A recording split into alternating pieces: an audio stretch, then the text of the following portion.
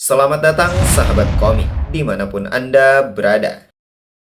Di video kali ini, Mimin ingin melanjutkan cerita The Tale of the Skeleton Messenger, dibuat oleh komikus bernama Ken, bercerita tentang 120 tahun setelah kematian Kaisar.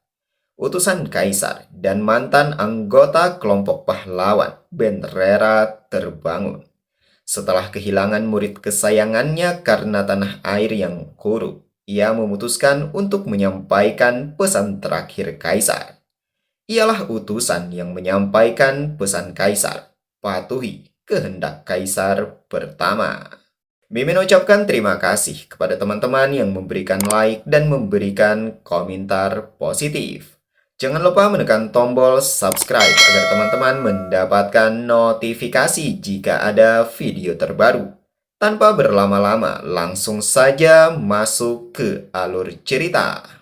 Sejenak Frey terdiam, lalu menantang Rock untuk membuktikannya.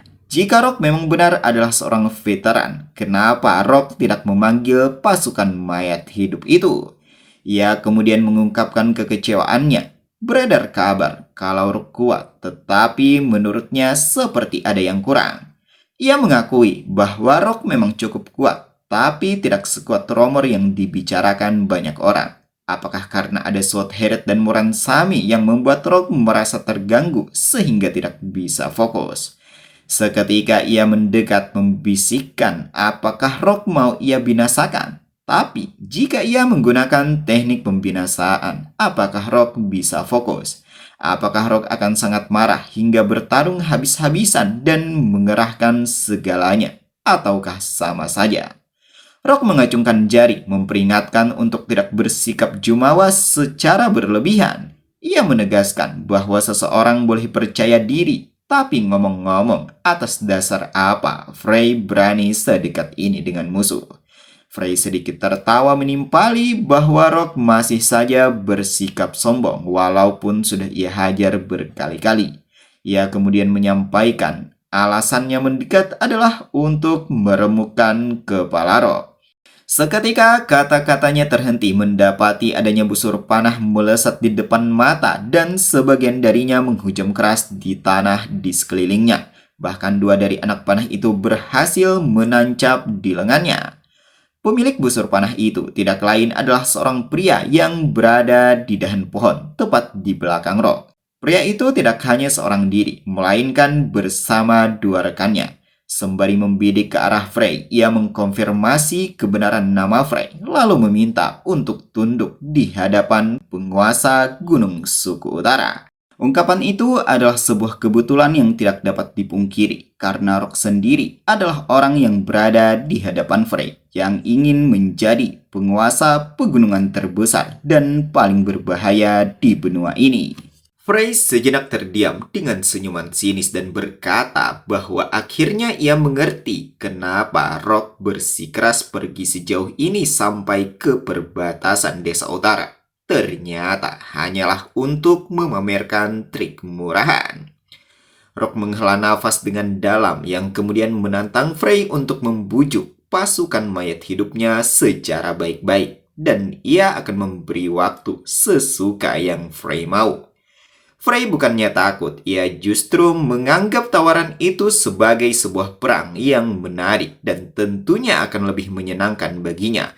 Ia menyampaikan bahwa dirinya sudah sejak lama menunggu kedatangan Rock selaku Tuan Tengkorak. Mendengar panggilan itu, Rock tentu saja kesal dan memaki. Apakah Frey perempuan hilang akal sehingga menyebut namanya dengan seenaknya? Swordhead menghampiri dengan terasa khawatir sembari mengungkapkan rasa syukur atas keadaan Rock yang baik-baik saja. Sedangkan Moransami memandang ke arah lawan menanyakan apa yang harus mereka lakukan. Rock berkata bahwa ia hampir lupa. Ia memandang ke arah pohon sekitar dan bertanya apakah orang-orang yang membantunya berada di atas pohon. Karena sebenarnya para pengirim anak panah itu bukanlah utusannya. Ia melambaikan tangan menyapa para penyintas yang telah menolongnya sembari mengucapkan rasa terima kasih. Ia juga mengungkapkan rasa senang atas bala bantuan dari orang-orang desa utara padanya. Lalu kemudian ia mencoba memperkenalkan diri. Namun sebelum sempat menyebutkan nama, sebuah anak panah mendarat di telapak tangan, membuat kata-katanya terhenti. Sementara sang pemilik anak panah mengeluarkan senyuman penuh ambisi setelah mengetahui Rock adalah kerangka yang bisa berbicara. Ia menggertak bagaimana jika ia memotong kepala Rock dan menjadikannya sebagai wadah minuman. Bukankah itu adalah hal yang menarik? Rock dan Dwarkan pun menghela nafas dengan dalam. Ia dengan santai melepas anak panah sembari berkata bahwa ternyata para penyintas yang datang juga sama berdebahnya. Menyadari jumlah musuh semakin banyak dan demi keselamatan kedua rekan, Rock pun memutuskan untuk kabur terlebih dahulu. Para penyintas yang melihat itu tentu saja tidak tinggal diam. Mereka berusaha mengejar secepat mungkin sembari mencoba melesatkan anak tombak untuk menghentikan langkah Rock. Tapi sayang tidak satu pun yang berhasil mendarat. Sambil melaju, Muransame dan Sweathead bertanya, ada apa sebenarnya? Bukankah 3 orang di belakang seharusnya menjadi sekutu mereka? Bukankah Rock tadi bilang punya perjanjian dengan mereka? Rock membenarkan, tapi kalau tidak salah ingat, itu sudah 100 tahun yang lalu. Muransame tampak terkejut mendengarnya. Ia tidak menyangka setelah sekian lama berjalan berujung seperti ini. Rock seketika mendapatkan sebuah ide dan bertanya pada Muransame, bagaimana jika mereka memperkenalkan diri sebagai orang Northern Village? Muransame dengan spontan menyanggah. Ia menyampaikan bahwa dirinya dan Sweathead adalah buronan. Jadi menurutnya, jika mereka menyebut nama desa, malah semakin rumit nantinya. Terutama Sweathead yang mempunyai masalah pribadi. Mendengar jawaban itu, Rock tiba-tiba berbalik badan dan menghentikan laju tubuh bermaksud untuk mencoba menyebutkan namanya. Ia mengacungkan lengan, meminta para penyintas untuk berhenti, lalu kemudian memperkenalkan diri bahwa namanya adalah Edward Blair sebagai seorang anggota dari Northern Village dan meminta adanya sebuah pertemuan dengan ketua suku. Mendengar pernyataan itu, 3 penyintas tidak percaya begitu saja. Mereka masih bertanya-tanya akan kebenarannya. Rock mengacungkan 2 jari dan berkata, syukurlah, sepertinya masalah sudah terpecahkan. Dan singkat cerita, sekarang ia berada di dalam jeruji besi. Sweathead yang merasakan ini menyindir bahwa komunikasi Rock memang luar biasa. Dan berkat Rock, akhirnya mereka bertiga berakhir di dalam penjara. Mendengar ocehan itu, Rock segera memukul Sweathead hingga terjatuh. Sementara Muransame sekali lagi bertanya, apakah benar Rock mempunyai hubungan dengan desa utara? Rock membenarkan dan menyampaikan bahwa pernah sekali sewaktu dulu. Mengetahui ini, Sweathead segera berbangun dengan rasa apes sembari menyampaikan kepada Muransame kalau ini sangat gawat. Bisa-bisa mereka akan tamat. Ia mengungkapkan bahwa di saat para penyintas membawanya, ia sempat melihat kondisi sekitar dan menyadari kalau tempat ini termasuk cakupan wilayah Northern Village dan desa ini dipanggil dengan sebutan Red Lamp. Kalau ketua suku mengenalinya, bisa-bisa. Sebelum kata-kata itu selesai, ia berteriak histeris mengindahkannya. Sedangkan Rock mencoba meneruskan dan bertanya, memangnya kenapa? Sweathead menjelaskan bahwa tujuan awal ia dan Muransame hanya untuk mengantarkan Rock sampai ke bibir gunung, lalu kembali. Hal itu bertujuan untuk menghindari segala kontak dengan desa utara. Lagi-lagi kata-katanya terhenti mendapati kedatangan seseorang. Rock segera menoleh dan menghampiri seorang penjaga yang menyampaikan bahwa ketua suku ingin bertemu dengan mereka. Mereka diantar oleh seorang sipir dengan kondisi tangan yang masih terikat. Sembari berjalan, Rock menilai kalau tidak ada yang berubah sama sekali dengan tempat ini. Tidak berselang lama, mereka tiba di hadapan ketua suku yang sedang mengkonfirmasi. Jadi ternyata Rock adalah mayat hidup yang orang-orang bicarakan. Ia tidak menyangka Rock punya nyali untuk berpura-pura menjadi anggota Desa Utara. Pria ini bernama Red Bedin yang adalah ketua suku Red Lamb. Ia menatap dengan tajam meneruskan bahwa di atas nyali Rock adalah keberanian Moran Same dan Southhead yang datang kembali dengan santai. Southhead mengalihkan pandangan menyanggah bahwa Red Bedin sepertinya salah orang. Seketika Rock menyela mengucapkan permintaan maaf dan menegaskan kalau dirinya memang berasal dari Desa Utara. Ia meminta agar Red Bedin membebaskannya terlebih dahulu, barulah mereka akan bicara. Red Bedin menatap dengan murka dan memaki kalau Rock adalah kerangka berjalan. Ia tidak tahu dari mana Rock datang, tapi orang asing seperti Rock yang berpura-pura menjadi bagian dari Northern Village adalah kejahatan yang serius baginya. Terlebih lagi, Rock datang bersama para pecundang yang bahkan tidak layak dipanggil dengan sebutan orang utara atau Northerners. Mendengar ejekan itu, Rock mengepal tangan dengan erat menimpali. Jangan hanya karena gagal dalam Great Hunt, lalu seenaknya memperlakukan Muransami dan Southhead seperti mayat berjalan. Ia menegaskan kalau semuanya masih sama, entah itu suasana, tradisi, maupun aturan. Tidak ada yang berubah. Tepat setelah kata-kata itu, ia mengamuk menghancurkan gembok yang membelenggu kedua tangan sembari berkata bahwa ini adalah tempat di mana tradisi terbelakang akan terus berjalan. Red Bedin mengumpat kesal menyindir, apakah karena Rock adalah mayat hidup sehingga memiliki otak yang mati? Ia membentak agar Rock tidak berbicara sembarangan tentang hal yang tidak Rock ketahui.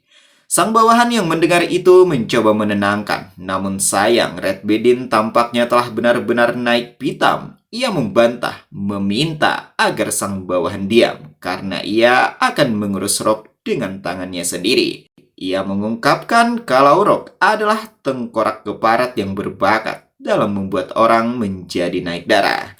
Mendengar ocehan itu, Rock mengeluarkan aura keunguan dengan tatapan yang menajam. Sementara Red Bedin telah melepas selimut yang dikenakan dan melompat memaki kalau Rock adalah bajingan.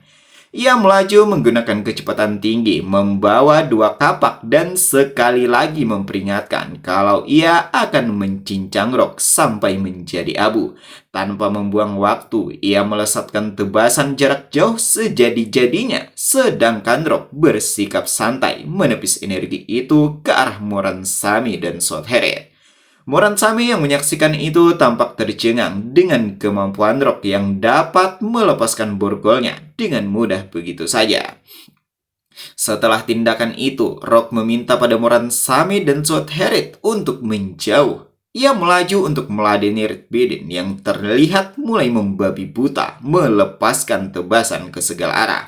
Muransami yang mengamati itu lagi-lagi semakin terkesan dan memuji kalau itu sangat luar biasa. Ia mengakui kalau kepala suku Red Bedin memang kuat, tapi ia juga tidak dapat memungkiri kalau serangan Rock tidak kalah cepat, bagaikan peluru meriam.